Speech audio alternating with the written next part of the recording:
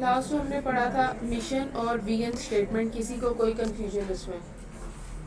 अभी तक जितना हमने पढ़ा है बिजनेस का, किसी को कोई बात ना समझ आई हो या किसी को कुछ समझ आ गया हो? क्या बताऊं? क्वालिटी ऑफ लाइफ बताऊं? क्या बताऊं क्वालिटी ऑफ लाइफ? आप मुझे बताओ पहले, क्वालिटी ऑफ लाइफ क्या होता है? देखो, क्वालिटी लाइफ होता है आपका जीने का अंदाज किस तरह का है, आप किस तरह जिंदगी गुजारते हैं, ठीक है। और जो हमारा क्वालिटी ऑफ लाइफ होता है, क्वालिटी का क्या मतलब होता है?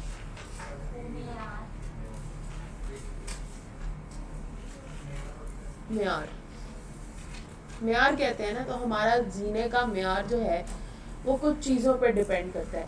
अगर वो चीज़ें हमारे पास बहुत थोड़ी हैं, बहुत मुश्किल से हमें मिल रही हैं, तो हमारा म्यार बहुत लो पे होगा। ऐसे है जब हमें मतलब बगैर किसी उसके मतलब बहुत ज़्यादा अगर एक्सेस में चीज़ें मिलती जा रही हैं, तो हमारा जीने का म्यार, अब आप कंपेयर करो जो कि मिडिल क्लास लोग होते हैं और जो एलीट क्लास होते हैं, उनका क्वालिटी ऑफ लाइफ या उनका जीने का म्यार उनका कुछ और होता है और उनका कुछ और होता है। और एक वो बंदा जो कि रोटी भी मांग के खाता है, उसका जीने का म्यार और किसी एक मिडिल क्लास फैमिली का जीने का म्यार और होता है। ऐसे है तो हमारा ज़िंदगी का म्यार डिपेंड करता है कि हमें खाना, कि हमारे पास पैसा कितना है, इस पर डिपेंड करता है हमारा जीने का म्यार।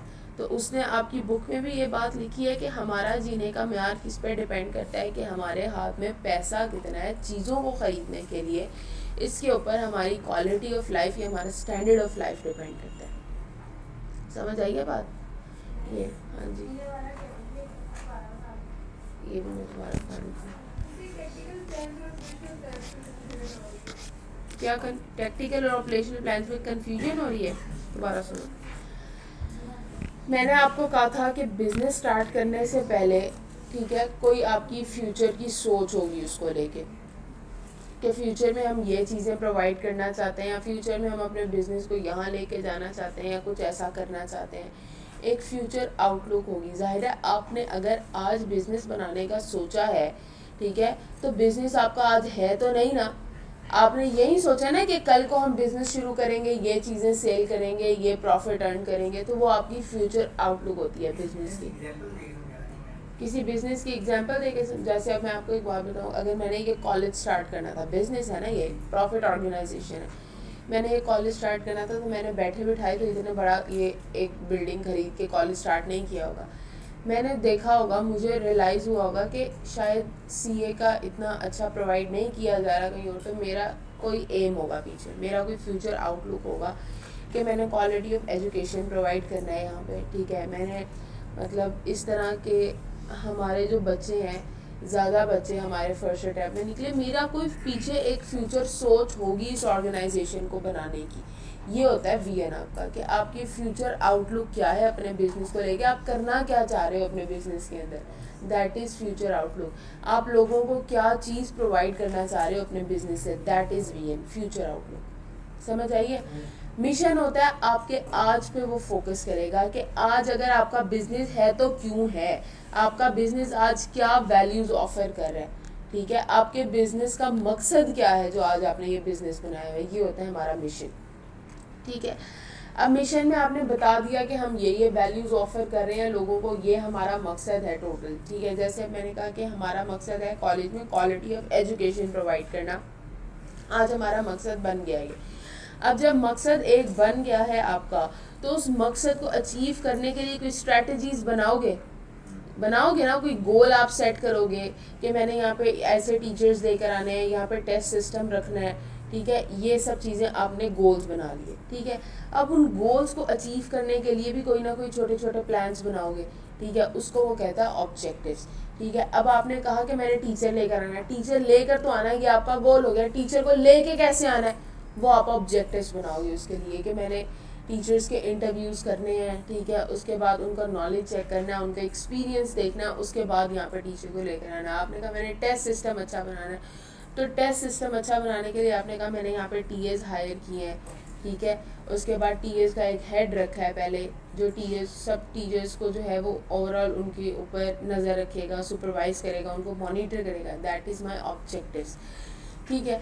अब ये मैंने क्या कहा, ये सारे अभी तक मैं क्या कर रही हूँ, प्लान्स बना रही हूँ। ये क्या कर रही हूँ मैं अभी तक, प्लान्स बना रही हूँ। तो जब इनकी इम्प्लीमेंटेशन करवाऊंगी ना मैं, ठीक है, उसका जो रिजल्ट, ये जो मैंने सारा करवाया ये मेरा बजटिंग है, ये मेरी बजटिंग है, ये मैंने अभी एक्चुअल में इम्प्लीमेंट कुछ नहीं करवाया। ये मैंने क्या किया, सिर्फ अपने दिमाग में सोच के एक स्केच तैयार किया है कि मैंने ये काम करने हैं। जब मैं इनको एक्चुअल में इम्प्लीमेंट करवाऊंगी, that is my tactical plans. जब मैंने अपने प्लान्स को या जो बजटिंग की है, जो मैंने स्केच बनाया हुआ उसको जब मैंने इम्प्लीमेंट करवाना है, that is my tactical plan. फिर जो उसके नतीजे में रिजल्ट आना है, जो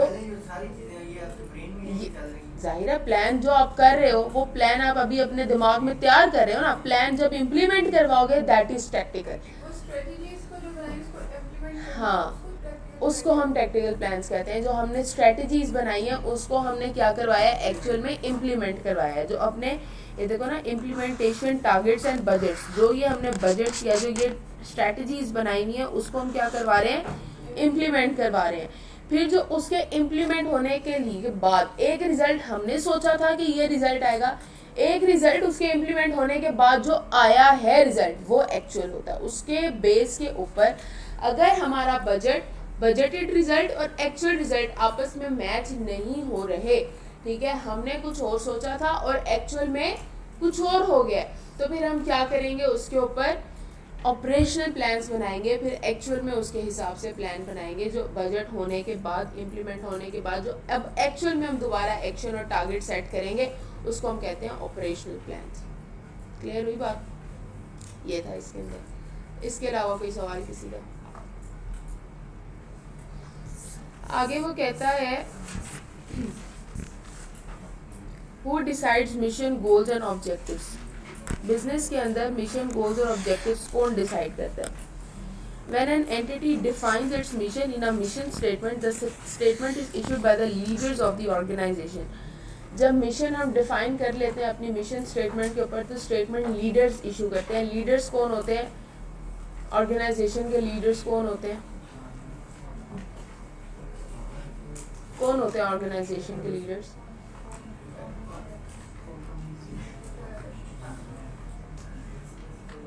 जोया, ऑर्गेनाइजेशन के लीडर्स कौन होते हैं?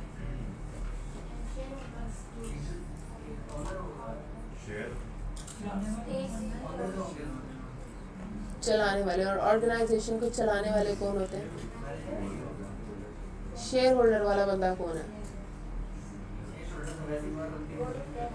Board of director. कौन बोला? Board of director. ऑर्गेनाइजेशन को चलाने वाले कौन है?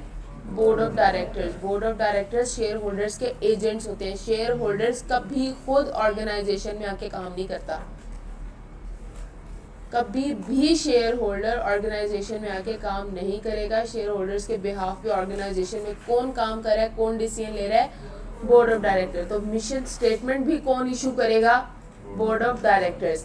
चीफ एग्जीक्यूटिव ऑफिसर्स या फिर चीफ फाइनेंशियल ऑफिसर्स, और ये दोनों बंदे ही बोर्ड के होते हैं। किसी भी ऑर्गेनाइजेशन में सीईओ या सीएफओ ये दोनों बोर्ड के बंदे होते हैं, ये बात याद रखना हमेशा, ठीक है। In a company this responsibility typically lies with the board of directors. Organisation में ये रिस्पॉन्सिबिलिटी किसकी होती है? बोर्ड ऑफ डायरेक्टर्स की। क्या हुआ? Similarly, the formal goals and objectives of an organization are determined by the leaders. तो organisation में ये जो हमने ऊपर बनाए थे ये गोल्स या ऑब्जेक्टिव्स, ये भी कौन बना रहा होता है? लीडर्स बना रहे होते हैं। लीडर्स में कौन आ जाते हैं? Board of directors. However, a board of directors decisions regarding the goals and objectives of an organization are influenced by the company's governance structure and expectation of its stakeholders. देखो, objectives बना लिए board of directors ने, goals भी बना लिए, सारा कुछ उसने प्लान वगैरह जो भी उसको लग रहा था सही कि ये होना चाहिए बिजनेस के अंदर या ऑर्गेनाइजेशन के अंदर, वो उसने सारे गोल्स और ऑब्जेक्टिव्स बना लिए। लेकिन उसने जो गोल्स एंड ऑब्जेक्टिव्स बनाए हैं ना, वो अफेक्ट हो सकते हैं, वो इन्फ्लुएंस हो सकते हैं किसकी वजह से? या तो बिजनेस ऑर्गेनाइजेशन का गवर्नेंस स्ट्रक्चर जो है वो कुछ और है और उसने प्लान्स कुछ और बना लिए हैं, तो वो जो स्ट्रक्चर है वो हिट कर सकता है। गवर्नेंस स्ट्रक्चर क्या होता है? किसी को idea of governance structure?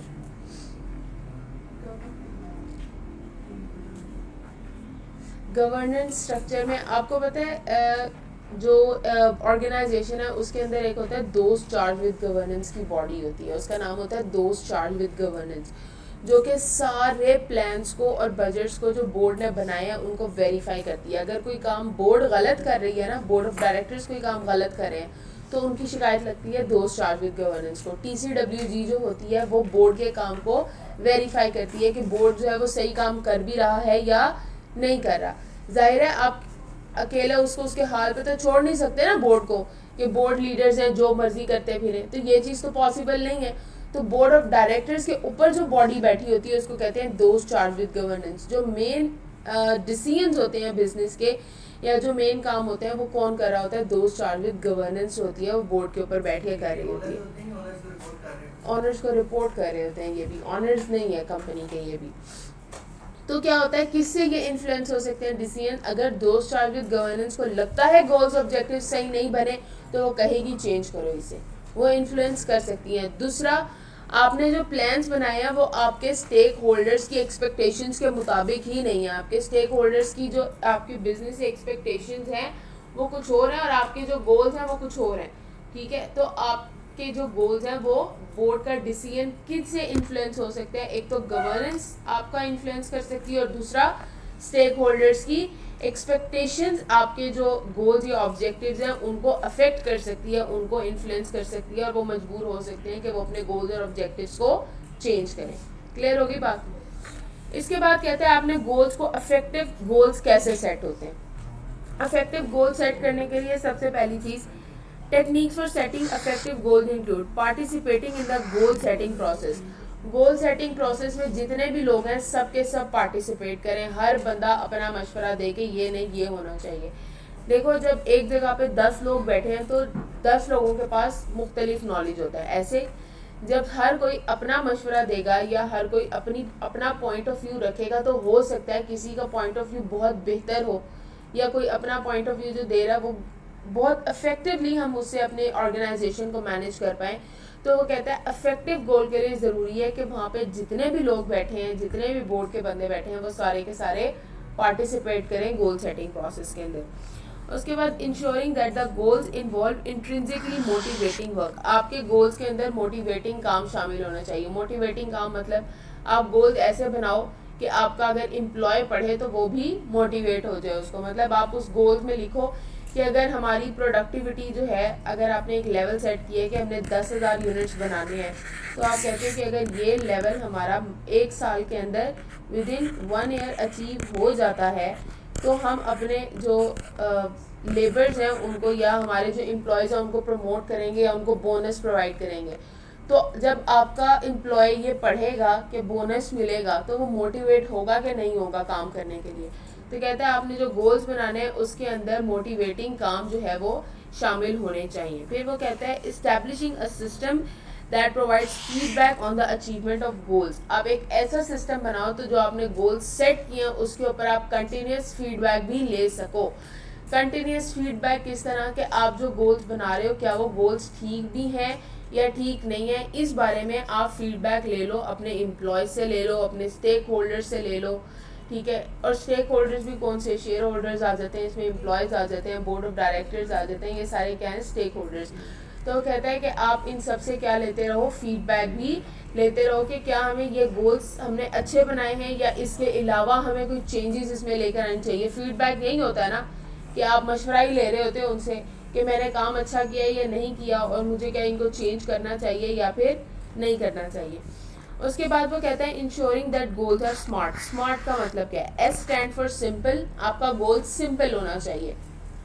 M होता है मेजरेबल, ठीक है, कि हर कोई उसको पढ़ के आसानी से समझ सके, कोई ऐसा ना हो कि किसी को बात ही समझ ना आ रही हो। ए होता है अचीवेबल, कि आप उसको अचीव भी कर सको अपने गोल को। आप अनरियलिस्टिक सा गोल बना लो और उसको अचीव ही ना कर पाओ तो गोल बनाने का कोई फ़ायदा नहीं। आर होता है रिलायबल।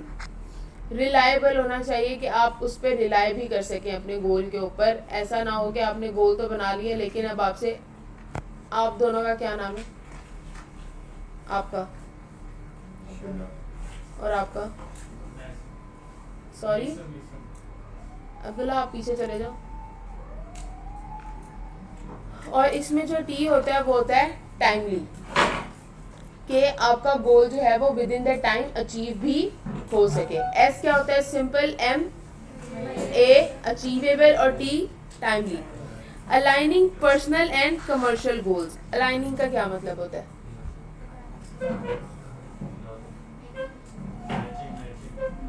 मैचिंग।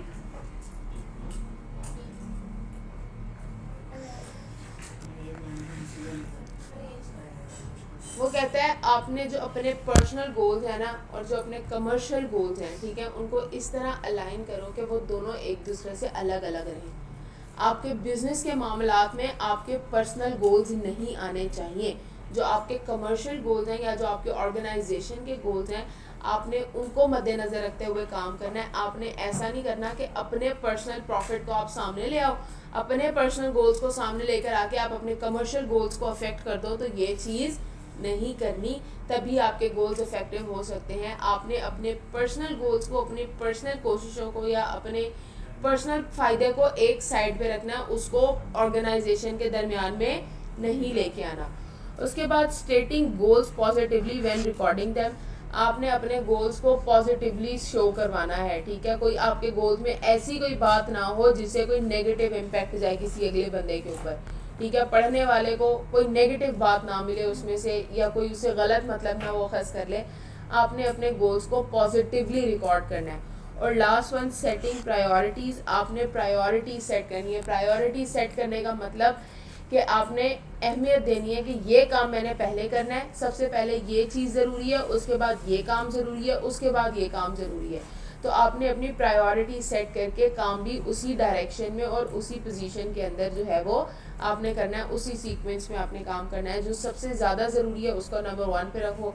जो आपको लगता है कि बिज़नेस के लिए ये उससे कम ज़रूरी है उसको दूसरे नंबर पे रख लो। जो उससे कम ज़रूरी लगता है उसको तीसरे नंबर पे रख लो। क्लियर होगी बात? इस तरह हम एक अफेक्टिव गोल सेट कर सकते हैं। जैसे उसने एग्जाम्पल दी है, कहता है हम चाहते हैं ग्रोथ और प्रॉफिटेबिलिटी हो, बिजनेस के अंदर ग्रोथ हो और प्रॉफिटेबिलिटी हो, ये है हमारा मिशन। तो मिशन के लिए सबसे पहले आप क्या बनाते हो? गोल। गोल हमने बनाया कि हम नेट प्रॉफिट इंक्रीज करेंगे 15% से, ठीक है। किस तरह नेट प्रॉफिट 15% से इंक्रीज करेंगे? रेवेन्यू को बढ़ा के और एक्सपेंस को कंट्रोल करके। ये तो आपने गोल बना लिया कि हम रेवेन्यू बढ़ाएंगे और एक्सपेंस को कम करेंगे। अब ये करना कैसे है? इसके लिए आप क्या बनाओगे? ऑब्जेक्टिव्स। आपने ऑब्जेक्टिव बनाया कि हम एनुअल सेल हमारी जो है वो 25% से इंक्रीज करवाएंगे। एनुअल सेल्स, हम अपनी सेल्स कितने फीसद से इंक्रीज करवाएंगे? 25% से। और ये कैसे करेंगे? हर महीने 5 नए कस्टमर्स ऐड करेंगे। एग्जिस्टिंग, लेट सपोज हम कहते हैं 500 चल रहे हैं और हर महीने कितने होंगे हमारे पास? 505 नए कस्टमर ऐड करवाएंगे। Reduce the annual utility bills by 5%। Utility bills हमारे अपने कंट्रोल में होता है। बिजली को हम कंट्रोल कर सकते हैं ना, कि बिजली कम इस्तेमाल करें तो बिल भी कम आए, पानी कम इस्तेमाल करेंगे तो बिल भी कम आएगा। कुछ ऐसे बिल्स होते हैं जो कि हम कंट्रोल नहीं कर सकते, जैसे कि फैक्ट्री का रेंट अगर आप पे कर रहे हो, ठीक है, वो तो आपने पे करना ही करना है। आप इस्तेमाल करो ना करो वो आपने पे करना ही करना है। तो यूटिलिटी बिल्स को वो कहता है हम 5% से हर महीने क्या करवाएंगे? कम करवाएंगे। हम बिजली कम इस्तेमाल करेंगे, पानी कम इस्तेमाल करेंगे। अब ये अचीव करने के लिए आपने क्या बनाए? ऑब्जेक्टिव्स बनाए। उसके बाद वो कहता है कस्टमर केयर।